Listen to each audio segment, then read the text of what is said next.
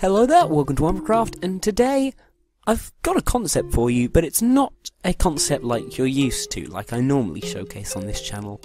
Over the past 2 years, I've put a lot of concepts on this channel that don't work in multiplayer. I will use them in single player and they will work fine, but because of the multiple players in a server, the concept packs up and doesn't really work. This is because either the command blocks to make the concept viable for multiplayer would be far too many to make the explanation easy to understand, or it's because the concept does not work in multiplayer. There's just not a fast enough and efficient enough method to make it work for everybody on the server. But wait a minute, in the context of an adventure map, there aren't going to be hundreds of people on the server. And because of this, there's only going to be a small amount of players, and we can use a few tricks to make most concepts work technically in multiplayer. Let's take a look at how to do that using a few different methods. The first method is to use Squirt Dude's player scanners. Now, this is a system that still works today, even though it's quite old. There are a few problems with it and I will go over them. This works by using a team.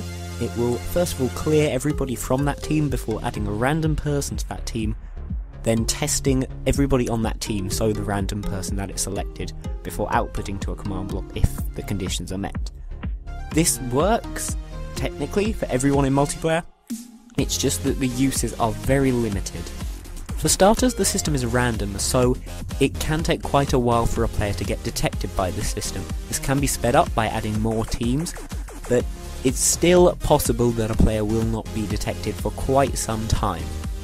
The second thing is that if you want the output to be longer than the length of the cycle of one of the team resets, then you are going to have to use a RS NOR latch, or you will have to use scoreboards or something to separate that player from the detection cycle.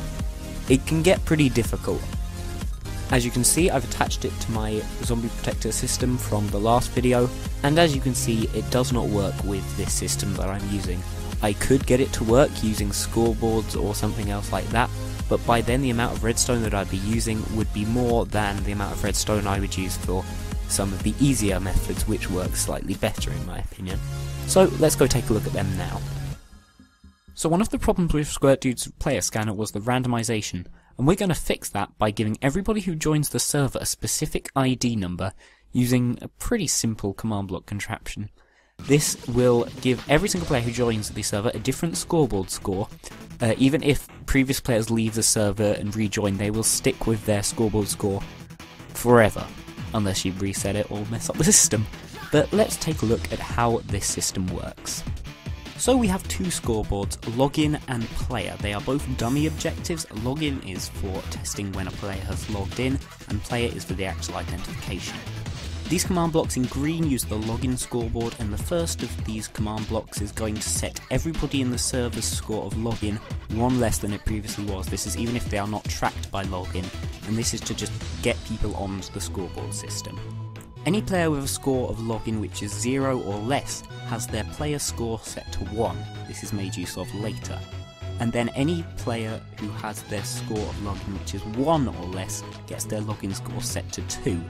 These three command blocks combined makes it so that as a player logs in for the first time, their player score is set to 1, but then it is not changed afterwards. Their login score is always kept at 2 from there on.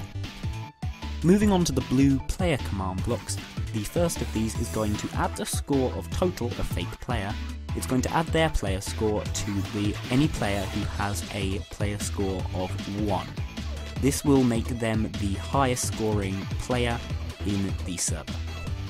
This last command makes it so that the score of total is always equal to the highest player score that any of the players has in the server. This makes it so that every time the total score is added to a player with 1 as their score, it will put them above everyone else. And that is pretty much how the system works. But Wampa, how does this help at all? Well, now that we have an individual score for each player on the server, we can test each of those players to see if they match any of our criteria, and if they do, we can execute commands specifically for them. But how do we do this? Well, that's the problem. We can't. We can, but not for hundreds of players in a server.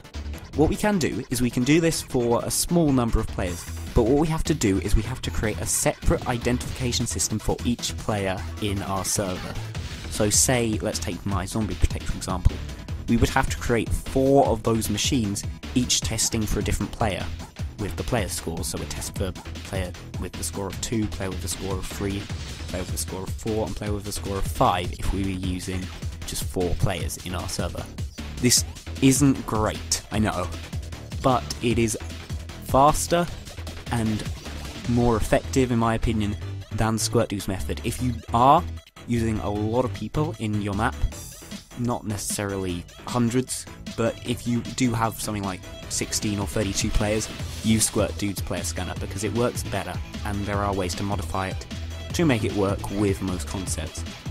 But this is the way I would recommend if you have a small map in multiplayer and you want people to be able to activate concepts quickly and easily in multiplayer, and this does work with most concepts. So that's about it really. I'm going to leave it there.